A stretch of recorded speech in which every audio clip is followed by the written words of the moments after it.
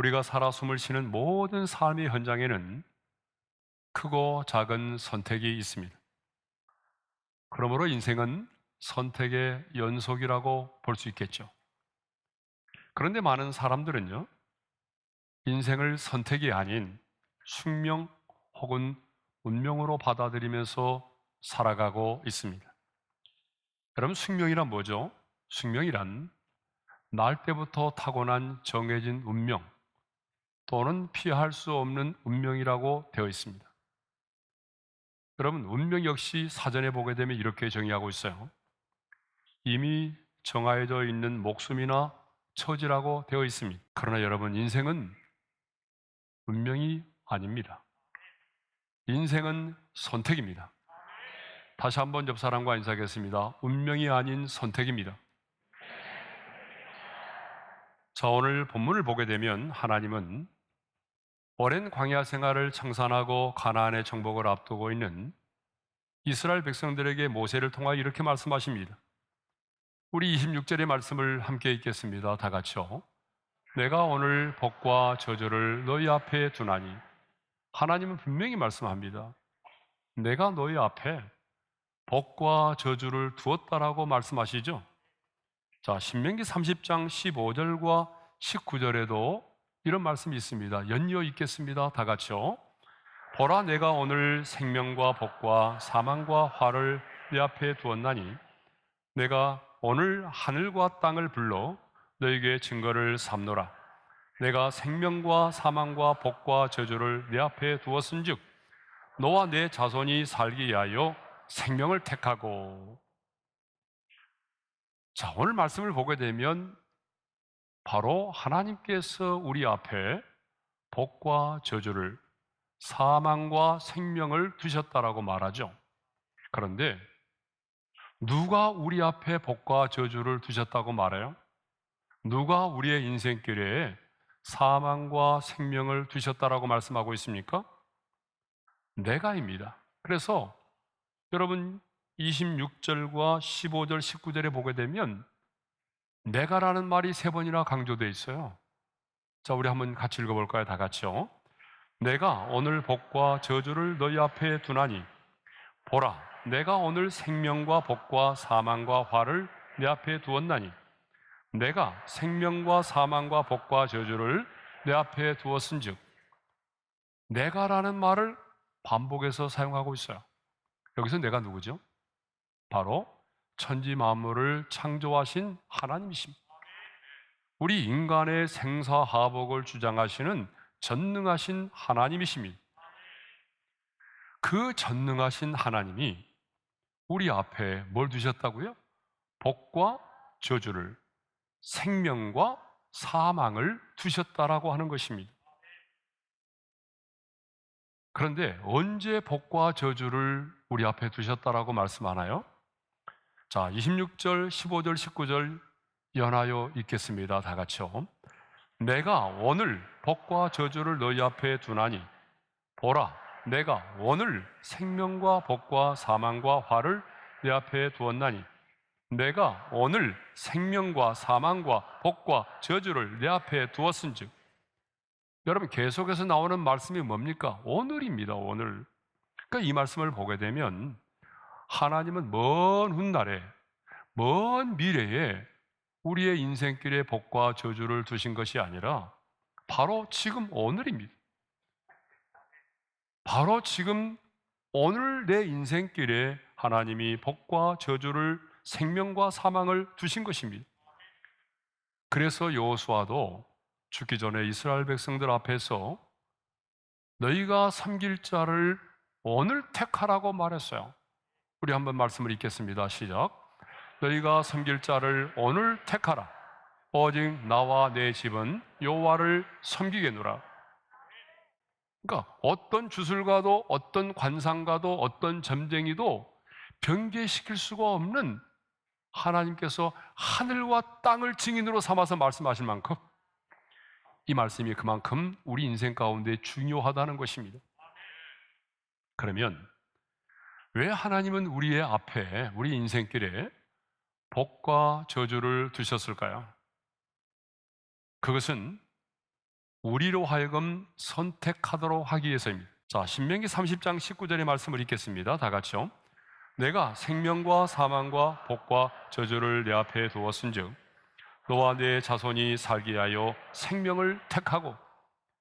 왜 하나님이 우리 인생길에 복과 저주와 사망과 생명을 두셨다고 말씀하십니까? 택하도록 하기라는 거예요. 그래서 말씀하십니다. 너 자신만이 아니라 너의 자손을 위해서라도 생명을 택하라고 말하고 있어요. 예? 여러분, 우리 자신만이 아니라 우리의 자녀들, 우리의 자손들을 위해서라도 죽음이 아닌 생명을 택하라는 것입니다. 그러니까 우리는 매일매일 복을 택할 수도 있고 저주를 택할 수도 있고 생명을 택할 수도 있고 사망을 택할 수가 있는 것입니다. 그런데 선택할 수 있는 권한이 누구에게 있어요? 내게 있다는 거예요.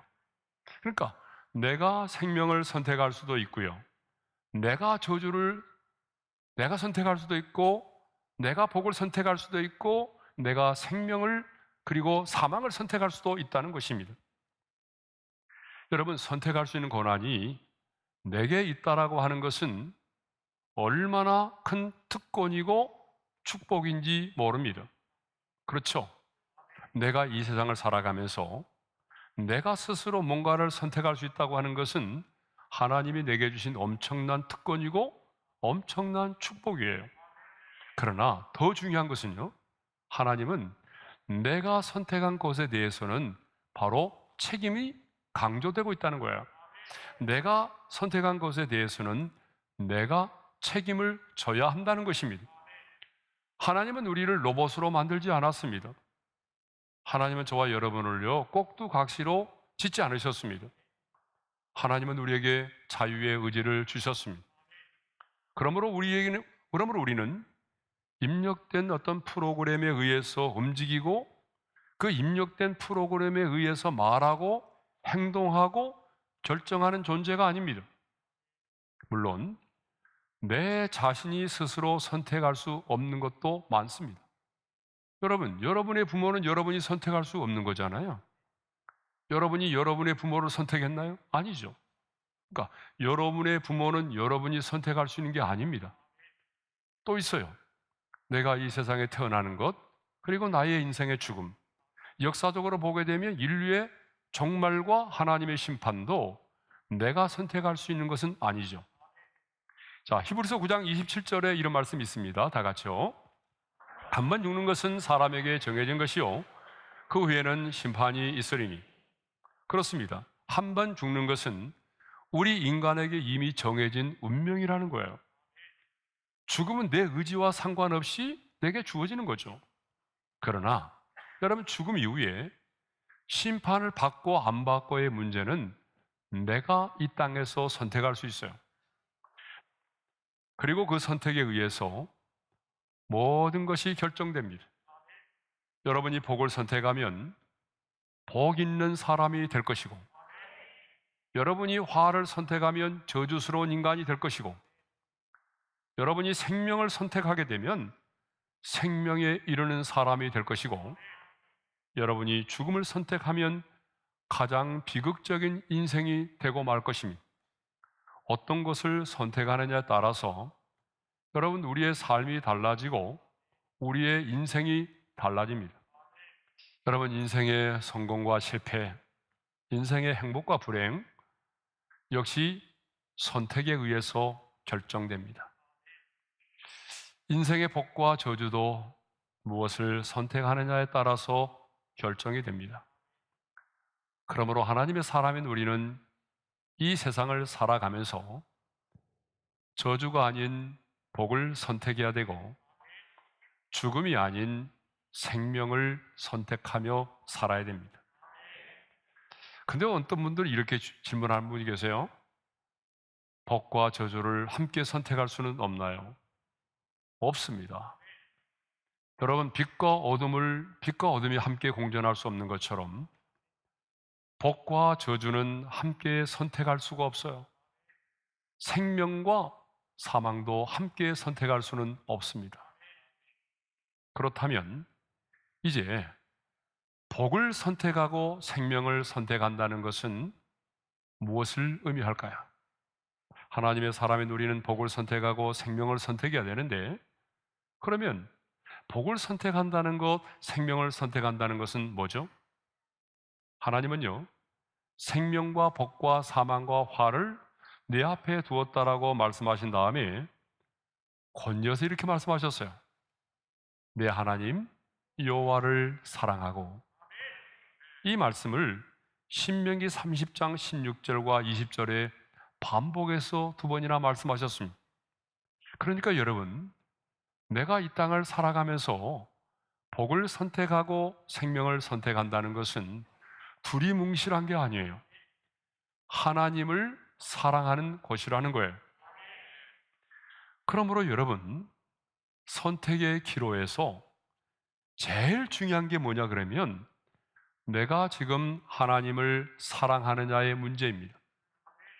하나님에 대한 사랑은 우리의 신앙생활의 모든 동기가 될 뿐만 아니라 선택의 기준이 된다는 거예요. 왜 하나님을 사랑하는 것이 그렇게 중요할까요? 그것은 로마서 8장 28절의 말씀이 우리에게 답을 줍니다. 우리 함께 읽어볼까요? 다 같이요. 하나님을 사랑하는 자, 곧 그의 뜻대로 부르심을 입은 자들에게는 모든 것이 합력하여 선을 이루느니라. 제가 제일 좋아하는 말씀이기도 하죠. 여러분, 하나님을 사랑하는 자는요, 선택의 기로에서 내가 잘못된 선택을 하였을지라도 전능하신 우리 하나님은 모든 것이 합력하여 선을 이루도록 하신다는 거예요. 여러분, 선택의 기로에 서서 보게 되면 아주 애매모호한 것들이 많아요. 자, 이것이 선과 악의 문제라면 분명히 구별되지만 선과 악의 문제가 아닌 경우에 이것이 하나님이 원하는 건지 이것이 하나님의 뜻인지 애매모호할 때가 너무나 많아요. 그렇죠? 그래서 우리는 나름대로 하나님의 뜻대로 결정하기 위해서 기도를 하고, 그리고 기도를 하면서 뭔가를 결정을 했어요. 그런데 우리의 결정은 완전하지 않아요. 왜냐하면 우리는 오분을 알지 못하는 피조물이기 때문에 우리가 기도하면서 뭔가를 결정했지만 하나님 보시기에는 잘못된 결정을 할 수도 있잖아요. 그런데 여러분, 두려워하지 마세요. 내가 혹시 잘못된 결정을 하면 어떻게 하나? 이거 내려놓으시고요. 더 중요한 것은 그럴 때마다 내가 지금 하나님을 사랑하는 마음으로 이걸 결정하는지를 점검해 보세요. 여러분들이 정말 하나님의 뜻대로 살기를 원하고 하나님을 더욱 사랑하기를 원하는 마음으로 어떤 것을 결정했는데 그 결정이 잘못된 결정이라 할지라도 그 결정이 우리 인생에 실패를 가져다 줄 것처럼 보이지만 여러분, 우리 하나님은 전능하신 분입니다. 하나님을 사랑하는 자, 그 뜻대로 부르심을 입은 자들에게는 모든 것입니다. 여러분의 연약함과 여러분의 실수까지 포함해서 그 모든 것이 합력하여 선을 이루도록 하신다는 것입니다. 그러므로 여러분, 선택의 기로에서 생명을 택하고 복을 택하는 하나님의 사람이 되기를 바랍니다. 하나님을 사랑한다는 것은 구체적으로 무엇을 의미하죠? 첫째로 여호와의 명령을 지켜 행하는 것을 말합니다.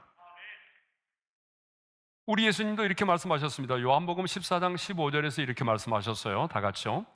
너희가 나를 사랑하면 나의 계명을 지키리라. 오늘 본문 27절도 보게 되면 이렇게 말씀하고 있습니다. 다 같이요. 너희 하나님 여호와의 명령을 들으면 복이 될 것이요. 여기서 명령을 듣는다는 것은 단순히 귀로 듣는다는 의미만이 아니죠. 여기서 듣는다라고 하는 것은 하나님의 말씀을 듣고 지켜 행하는 것까지를 말하는 것입니다. 그래서 하나님은요, 내 앞에 생명과 사망과 복과 저주를 두었다고 말씀하시면서 신명기 30장 16절에서 이렇게 말씀을 하고 있어요. 다 같이요. 그의 명령과 규례와 법도를 지키라. 네. 그의 명령과 규례와 법도를 지키는 것이 뭐라는 거예요? 그것이 곧 하나님을 사랑하는 거라는 거예요. 그렇습니다, 여러분. 하나님을 사랑한다는 것은요, 곧 그 말씀대로 사는 것을 의미합니다. 이해되지 않아도, 내가 손해를 본다고 할지라도 그 말씀 앞에서 내 생각을 내려놓고 순종하는 것입니다. 그러므로 우리는 선택의 기로에서 힘들고 어려워도 하나님을 사랑하기에 하나님의 말씀을 선택하고 그 말씀을 따라 순종하며 살 수 있기를 바랍니다. 하나님을 사랑하기에 내가 좀 손해를 보고 자존심이 상하더라도 그 하나님의 말씀 앞에 순종하는 삶을 살 수 있기를 바랍니다. 왜냐하면 그것이 곧 뭐예요? 생명을 선택하고 복을 선택하는 것이 된다는 것입니다. 자, 두 번째로 하나님을 사랑한다는 게 뭘까요? 그것은 하나님을 의지하는 것을 말합니다. 자, 생명을 택하고 복을 택하는 것은 선택의 기로에서 하나님을 사랑함으로 그 주님을 의지하는 것을 말하죠. 20절 우리 상반절의 말씀을 읽겠습니다. 다 같이요. 내 하나님 여호와를 사랑하고 그의 말씀을 청종하며 또 그를 의지하라. 예. 우리 하나님은 저와 여러분이요, 어린아이처럼, 어린아이가 그 부모를 의지하듯이 그렇게 하늘의 아빠 아버지를 의지하기를 원하십니다. 그래서 하나님은 구원받은 이스라엘 백성들을 출애굽시킨 다음에 곧바로 가나안 땅으로 이끌어들이지 않으시고, 하나님은 출애굽한 이스라엘 백성들을 어디로 인도하셨어요? 광야로 이끄셨어요. 여러분, 출애굽의 목적은 광야가 아니잖아요. 가나안이에요. 근데 왜 하나님은 그 가나안 땅이 아닌 광야로 인도하셨을까요? 훈련이 필요했기 때문이에요.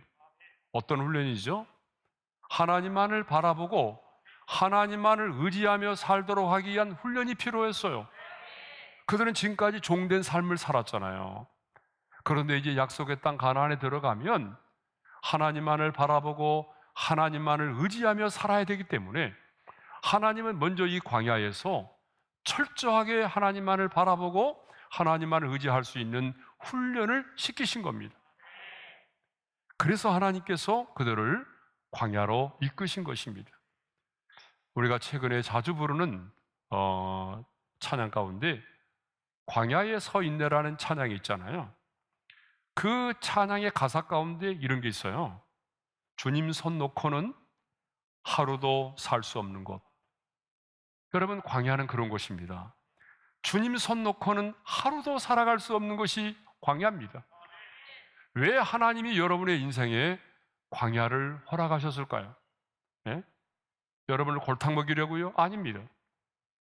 하나님께서 우리 인생에 광야를 허락하신 것은 철저하게 하나님만을 바라보고 하나님만을 의지하는 자가 되도록 하기 위함입니다. 사도 바울도 아시아에서 당한 여러 환난을 이야기하면서 이렇게 말했잖아요. 고린도후서 1장 9절의 말씀입니다. 다 같이요. 이는 우리로 자기를 의지하지 말고 오직 죽은 자를 다시 살리시는 하나님만 의지하게 하심이라. 왜 하나님께서 자신의 인생 가운데 이런 환난과 풍랑을 만나게 하셨다고 말하죠? 사람을 의지하지 않고, 자기를 의지하지 않고 오직 죽은 자를 다시 살리시는 하나님만을 의지하도록 하기 위함이라는 것입니다. 도우림이 없는 연약한 인생을 의지하지 말고 죽은 자를 다시 살리시는 전능하신 하나님, 그 하나님만을 의지하도록 하기 위해서 하나님께서 자신의 인생 가운데 환난을 허락하셨다라고 말하고 있습니다. 그러므로 여러분, 이 세상을 살아가면서 인생의 고난을 만나고 환난을 만났을 때에 여러분 정말 어떤 사람보다도 누구보다도 철저하게 하나님만을 의지할 수 있기를 바랍니다. 하나님을 의지하는 그 훈련을 빨리 받아야 여러분의 인생의 고난이 빨리 끝날 수가 있다는 거예요. 고집 피우고 계속해서 사람 의지하고 돈과 권력을 의지하면 여러분, 여러분의 인생의 고난의 학교는 더 많은 수업료를 내고 다녀야 됩니다. 말씀을 좀 정리해 볼까요? 하나님을 사랑한다는 것은 뭐예요? 하나님의 말씀을 지켜 행하는 것이고 하나님을 의지하는 것이라고 했습니다. 자, 그러면 이제 저주와 죽음을 선택한다는 것은 뭐죠? 아까 우리는 복을 선택하고 생명을 선택하는 게 뭔지를 생각했어요. 하나님을 사랑하는 거라고. 그러면 반대로 우리가 인생길에서 복이 아닌 저주를 선택하고 또 생명이 아닌 사망을 선택하는 것은 뭘까요? 신명기 11장 28절의 말씀을 한번 읽어볼까요? 다 같이요. 너희가 만일 내가 오늘 너희에게 명령하는 도에서 돌이켜 떠나 너희 하나님 여호와의 명령을 듣지 아니하고 본래 알지 못하던 다른 신들을 따르면 저주를 받으리라. 여호와의 명령을 듣지 아니하고 다른 신들을 따르면 뭘 받으리라고 그랬어요? 저주를 받으리라고 그랬어요. 그러면 신명기 30장 17절과 18절의 말씀도 한번 읽어볼까요? 다 같이요. 욕을 받아 다른 신들에게 절하고 그를 섬기면 내가 오늘 너희에게 선언하노니 너희가 반드시 망할 것이라. 그러니까 죽음과 저주를 선택하는 것은요, 하나님의 명령을 듣지 아니하고 유혹을 받아서 하나님이 아닌 다른 신들을 섬기는 거라는 거야. 다시 말하면 우상을 숭배하는 거라는 거예요. 하나님 편에서 보게 되면 이 우상 숭배는 하나님께서 가장 미워하시는 죄입니다. 그런데 이 우상 숭배의 근원에는요, 뭐가 자리 잡고 있는지 아세요? 탐욕, 탐심이 자리를 잡고 있어요. 그래서 바울은 골로새서 3장 5절에서 이렇게 말하고 있습니다. 다 같이요. 탐심은 우상 숭배니라. 여러분, 우리는 보이는 우상을 숭배하지 않지만 여러분, 우리 마음속에 탐심이 우상 숭배로 자리 잡고 있다는 거예요. 그래서 많은 사람들은요, 선택의 기로에서 탐욕을 따라서 결정을 합니다. 오늘 또 탐욕 때문에 여러분 생명을 선택하지 못하고 죽음을 선택합니다. 탐욕 때문에 복을 선택하지 못하고 화를 선택합니다. 탐욕을 인해서 사주팔자를 보는 거예요. 여러분, 왜 사람들이 사주를 보죠? 여러 가지 이유를 말하지만 정확한 이유를 아셔야 돼요. 내 안에는 탐욕이에요. 내 안에는 욕심이에요. 여러분, 왜 이사 가기 전에 손 없는 나라 선택해서 이사를 가려고 하죠? 내 안에는 탐욕이에요. 욕심이에요. 그런데 바로 이런 행위들이 죽음과 저주를 선택하고 있는 거예요. 여러분, 취미가 아닙니다. 그거는. 많은 사람들은요, 이까 하면서 아무것도 아닌 것처럼 봐요.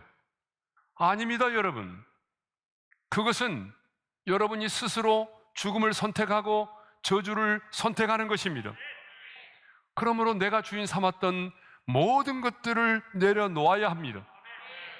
성도 여러분, 인생은 선택입니다. 하나님은 우리 앞에 복과 저주를 두셨습니다. 우리 앞에 생명과 사망을 두셨다라고 분명히 말씀하시죠. 선택은 누구의 몫입니까? 내가 하는 것입니다. 내가 선택하면 그 책임도 내가 져야 되는 것입니다. 그러므로 하나님의 사람인 우리는 선택의 기로에서 저주가 아닌 복을 선택할 수 있기를 바랍니다. 선택의 기로에 설 때마다 눈앞에 보이는 이익과 당장 주어진 어떤 인생의 쾌락만을 바라보지 마시고 그 선택의 기로에서 하나님을 사랑함으로 당장 손해가 될지라도 때로는 내 자존심이 상할지라도 여러분 하나님의 말씀을 선택하시기를 바랍니다. 그리고 그 말씀 앞에 순종하기를 바랍니다. 그러면 당장은 내 자존심이 상하고 당장은 내가 손해보는 것처럼 느껴지지만 그러나 결국은 내가 복을 선택하고 생명을 선택했기에 여러분 그 열매가 하나님이 원하시는 생명의 열매를 맺게 되는 것입니다. 하나님을 사랑하는 것은 그분의 말씀을 지켜 행하는 것이고, 그리고 오직 그분만을 의지하는 것입니다.